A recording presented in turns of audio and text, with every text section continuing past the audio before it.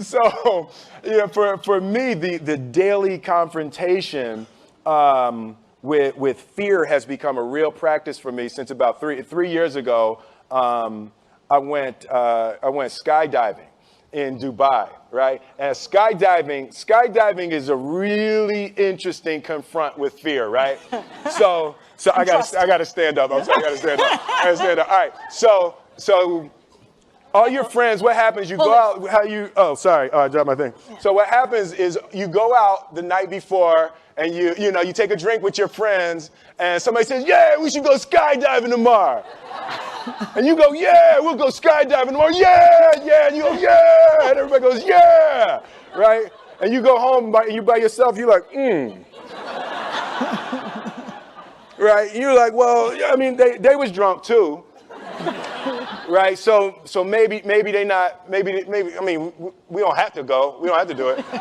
So then that night you're laying in your bed and you just keep, and you're terrified. You keep imagining over and over again jumping out of an airplane and you can't figure out why you would do that, right?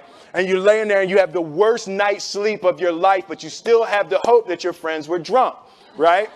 So you wake up the next day and you go, down and you say where you were going to meet and everybody's there. You're like, oh, shit. All right, cool.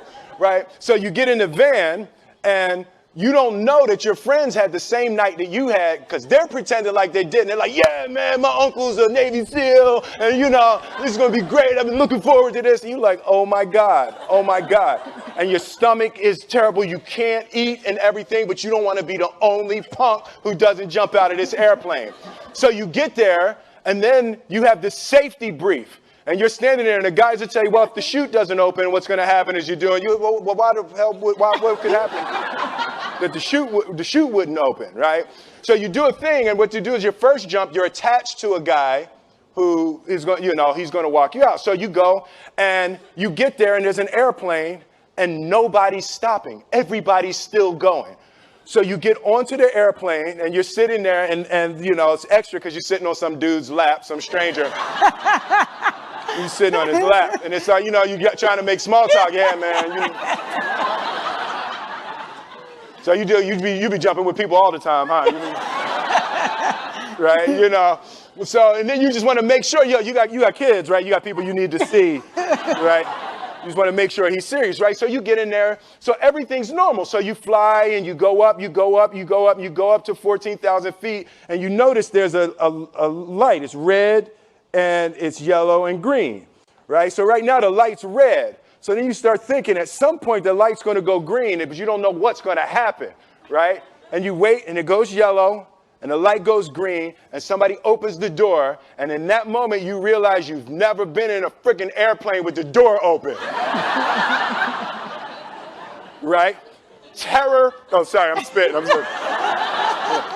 Oh, sorry. No, terror. Right? So you go, and then, if you were smart, you sat in the back so you don't go first, right? And then people start going out of the airplane. And you go, and the guy walks you up to the end of the thing, and you're standing, and your toes are on the edge, and you're looking out down to death. And they say, on 3. And they say, 1, 2, and he pushes you on 2 because people grab on 3, right? Right? And you go,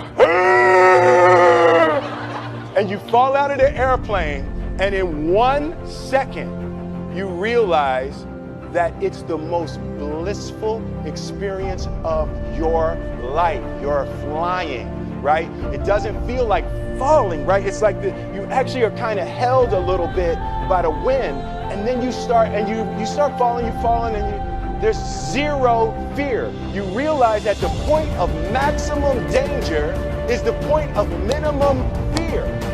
It's bliss. And you're flying, right? And you're doing that, and then 20 seconds, 25 seconds, 40 seconds, and you have enough time to just kind of be like, oh, shit, that's that building. I like that one. Oh, you can see the ocean. Right? You start doing all of that. And the lesson for me was, why were you scared in your bed the night before? What do you need that fear for? Just don't go. Why are you scared in your bed 16 hours before you jump? Why are you scared in the car? Why could you not enjoy breakfast? What did you need that? The fear is fear of what? You're nowhere even near the airplane. Everything up to the stepping out, there's actually no reason to be scared. It only just ruins your day. You don't have to jump. And then in that moment, all of a sudden, where you should be terrified is the most blissful experience of your life. And God placed the best things in life on the other side of terror. On the other side of your maximum fear are all of the best things in life.